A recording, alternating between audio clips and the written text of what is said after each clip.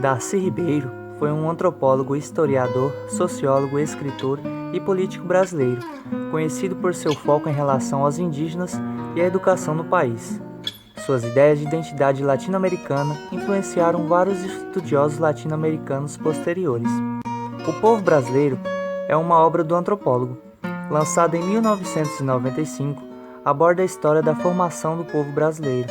O livro trata das matrizes culturais e dos mecanismos de formação étnica e cultural do povo brasileiro.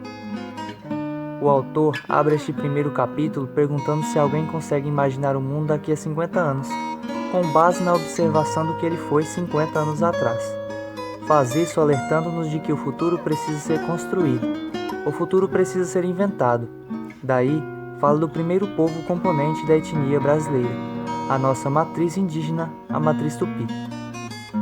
Os índios basicamente eram os tupinambás. Não havia, no entanto, uma nação tupi. Havia uma miríade de tribos, totalmente autossuficientes em sua interação com a natureza. Estavam se iniciando ali a fase da agricultura, domesticando inúmeras plantas e animais.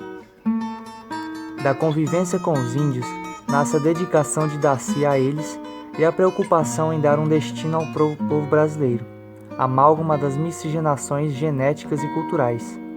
Darcy nos fala da matriz tupi. Conviveu por 10 anos com os índios que se tornaram a sua maior paixão. Os tupinambás viviam em função das guerras e das festas. A guerra era por conquista de melhores espaços. Não escravizavam os vencidos, já que não os integravam à sua economia. Incorporavam, isso sim, a sua força e os seus brios em ritos antropofágicos, o ritual maior de suas festas. Jamais comiam covardes. Não havia pelejas internas, furtos ou brigas. O índio buscava o máximo da beleza na celebração de seus ritos religiosos, a força da liturgia e do sagrado. Havia a diferença de gênero, os homens eram educados para as funções da caça e da pesca, e para a fabricação destes utensílios, bem como as canoas. As mulheres eram educadas para a tecelagem, o preparo das comidas e das bebidas das grandes festividades.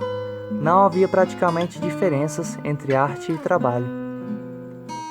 O traço mais marcante de sua cultura era a preservação de sua identidade. Na convivência, aprendiam a ser índios. Era uma força que brotava de seu interior. A alegria era uma de suas maiores marcas. Viviam fazendo festas, comemorando o nascimento, plantio, colheitas e mesmo rituais fúnebres. Eram implacáveis com seus inimigos. Na guerra havia honra, uma ética e até uma estética. A morte era natural, a tribo os vingaria. Só não cabia em sua cultura a desonra, a fuga e a mostra de fragilidades. Tinham tudo, mas nada possuíam. Cultivavam roças próprias, mas a terra era de uso comum.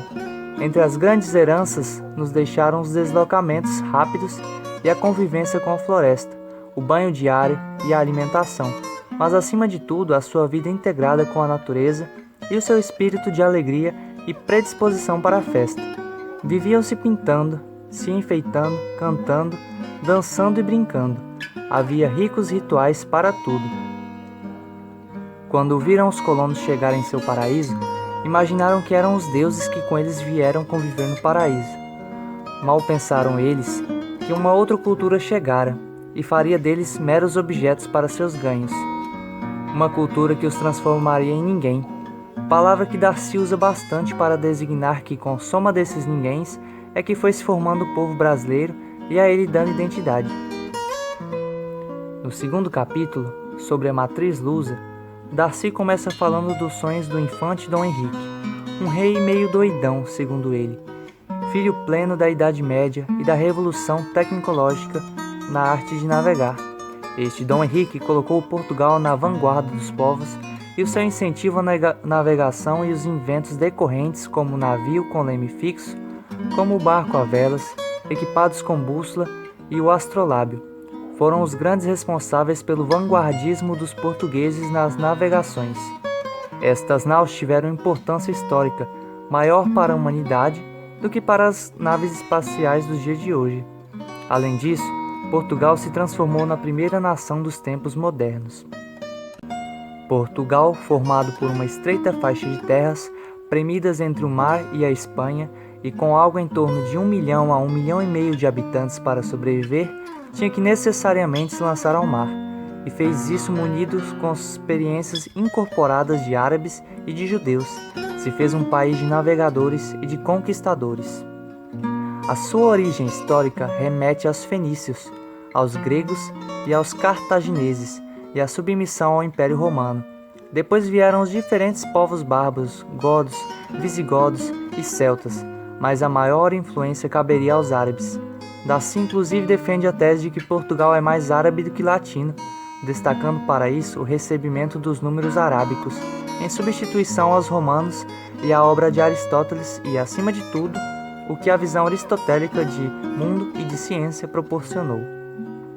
A presença árabe lusa, a revolução causada pelo uso dos números arábicos, a nação portuguesa se formou essencialmente no combate com os espanhóis, na luta pela manutenção de suas fronteiras e na luta pela expulsão dos árabes.